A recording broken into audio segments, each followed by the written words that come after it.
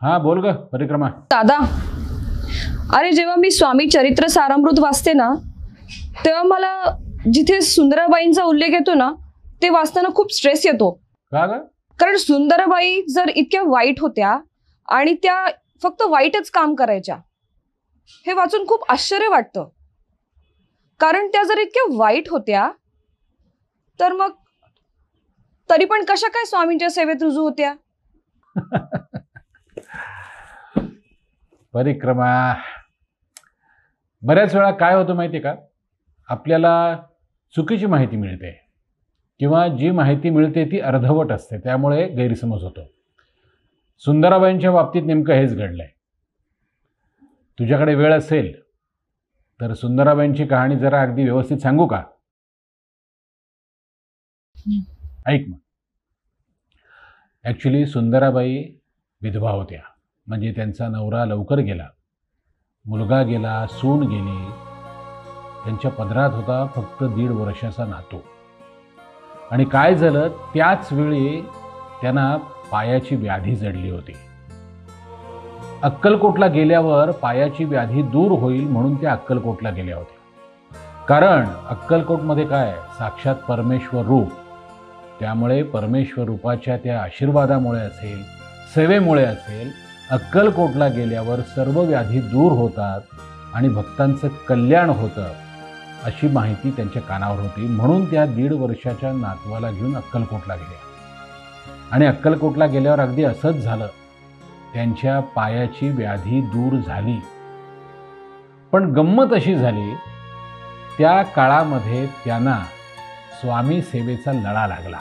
आणि मग काय झालं, आपल्या 1.5 वर्षाच्या नातवासह सुंदराबाई अक्कलकोटमध्येच स्थायिक झाल्या ना.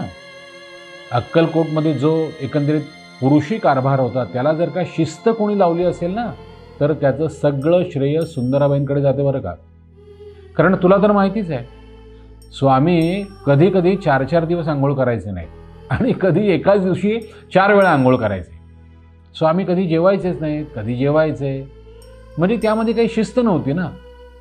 त्यामुळे सुंदराबाईंमुळे अक्कलकोटमधल्या एकूणच दैनंदिन कार्यक्रमामध्ये एक शिस्त आली. मग नित्यनेमाने पूजा अर्चा सुरू झाली, नित्यनेमाने स्नानसंध्या सुरू झाली. त्यामुळे अक्कलकोटमध्ये जी शिस्त लागली त्याचं श्रेय हे निर्विवादपणे सुंदराबाईंकडे जातं. आणि खरं सांगू का तुला, स्वामी देखील सुंदराबाईंच्या आज्ञेत राहायला लागले. पण आपण म्हणतो ना, दैव देतं आणि कर्म नेतं, अगदी तसाच प्रकार सुंदराबाईंच्या बाबतीत घडला. कर्मदरिद्रीपणा, दुसरं काय, काय त्यांना दुर्बुद्धी सुचली कोणास ठाऊक. हळूहळू काय झालं, त्यांच्यातला सेवाभाव नाहीसा झाला आणि त्या स्वामींवर अधिकार गाजवायला लागल्या, एक प्रकारची हुकूमत गाजवायला लागल्या. आता स्वाभाविक आहे का, या सगळ्या गोष्टींचा बाळप्पा आणि चोळप्पाला त्रास झाला आणि व्हायचं तेच झालं. त्यांच्या अपराधांचा घडा इतका भरला की नंतर त्यांना स्वामींच्या सेवेतून अक्षरशः काढून टाकण्यात आलं, त्यांची हकालपट्टी करण्यात आली. अगं पण प्रश्न असा आहे, स्वामींनी 30 एप्रिल 1878ला देह ठेवला, हे सगळ्यांना माहिती आहे. म्हणजे वटवृक्षाखाली देह ठेवला आणि या जगाचा निरोप घेतला. पण अंतिम क्षणाला त्यांच्या मुखात पाणी कोणी घातलं? सुंदराबाईंनी. हे किती जणांना ठाऊक आहे? स्वामींनी देह ठेवण्याआधी 6 महिने त्यांची सेवा कोणी केली? त्यांच्या आजारपणामध्ये त्यांची शुश्रूषा कोणी केली? सुंदराबाईंनी ना. आता मला तू सांग, ज्यांना राजदरबारातून म्हणजे अक्कलकोटमधून हकलून दिलं होतं, त्या सुंदराबाई तिथे सेवेसाठी आल्या कशा? त्या का आल्या? त्यांना कोणी आणलं? असं काय घडलं की त्या पुन्हा अक्कलकोटमध्ये आल्या? माहिती नाही ना. पण याविषयी कुठलाही चरित्रकार काहीच लिहित नाही. मला सांग, ज्या बाईचा अधिकार इतका मोठा होता, जिने स्वामी समर्थांची इतकी सेवा केली आणि साक्षात परब्रह्म श्री स्वामी समर्थ महाराजांना जिचा आईसारखा लळा लागला होता, त्याविषयी कोणीच काही बोलत नाही. अगं परिक्रमा, तुला सांगतो, देहत्यागाची वेळ जेव्हा जवळ आली होती, तेव्हा म्हणजे ज्याप्रमाणे एखाद्या बाळाला आपल्या आईची आठवण होते, तसा ध्यास स्वामी समर्थ महाराजांनी सुंदराबाईंचा घेतला होता. म्हणून ते थेट गेले कुठे? यत्नाळ गावी, जिथे सुंदराबाईंचा भाऊ राहत होता. यत्नाळ गावचे धोंडू पाटील हे सुंदराबाईंचे सख्खे भाऊ, ते त्या गावचे सरपंच होते. त्यामुळे ज्यावेळी सुंदराबाईंना अक्कलकोटमधून हाकलून दिलं, त्यावेळी आपल्या नातवाला घेऊन नाईलाजास्तव त्या यत्नाळला गेल्या होत्या. आणि स्वामी समर्थ महाराज अगदी अचानक तिथे हजर झाले, ते सुद्धा आपल्या लवाजम्यासहित. गावातल्या लोकांच्या आनंदाला तर उधाण आलं होतं. आणि स्वाभाविकच आहे का ते, साक्षात स्वामी समर्थ आले म्हटल्यावर हीच अवस्था होणार होती ना. दसरा दिवाळी असल्यासारखं वातावरण निर्माण झालं होतं गावामध्ये. आणि धोंडू पाटील त्यांनी सुद्धा अगदी आदराने, अगदी मानाने स्वामींची सेवा केली. सगळ्यांसाठी जेवणाची व्यवस्था केली. स्वामी समर्थ महाराजांची पाद्यपूजा झाली, त्यांना महावस्त्र दिलं गेलं. महाप्रसाद घेण्यासाठी धोंडू पाटील महाराजांना कितीतरी वेळ आग्रह करत होता. पण महाराज अतिशय शांतपणे बसले होते.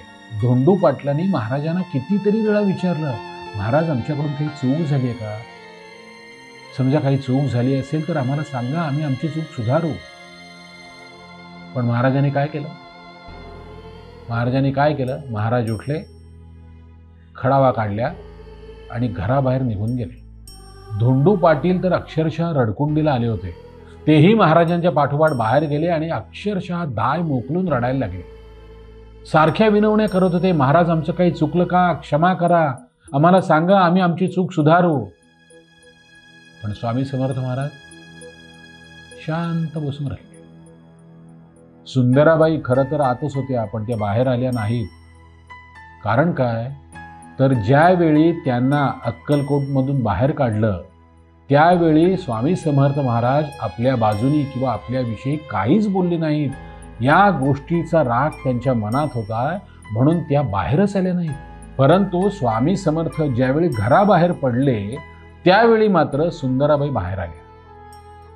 त्यांनी स्वामींची माफी मागितली. त्यावेळी स्वामींनी त्यांना विचारलं, अक्कलकोटला आमच्या सेवेसाठी का येत नाहीस? त्यावेळी त्यांनी पुन्हा माफी मागितली आणि सांगितलं, अक्कलकोटला मी आपल्या सेवेसाठी नक्कीच येईन, पण आत्ता तुम्ही माझ्या भावाच्या घराबाहेर पडू नका. माझ्या भावाची अब्रू जाईल, पण कृपा करून माझ्यावरचा राग माझ्या भावावर काढू नका. मी आपल्या सेवेस नक्की येईन. आपण आज चला आणि जेवण करा. त्यानंतर स्वामी समर्थ महाराज घरात आले. सुग्रास जेवण केलं. थोडा वेळ वामकुक्षी झाली आणि मग सुंदराबाई आणि संपूर्ण लव्या जम्यासहित ते अक्कलकोटला परत गेले. आणि आपल्या अंतिम काळात या सुंदराबाईंना सेवा करण्याची पुन्हा एकदा संधी दिली स्वामींनी. अखेरचं अन्न आणि द्रव पदार्थ देखील ह्या पुण्यवान सुंदराबाईंच्या हातूनच घेतले स्वामींनी. अगं, इतका मोठा अधिकार असणाऱ्या सुंदराबाई स्वामींच्या सेवेत राहूनच अजरामर झाल्या आहेत.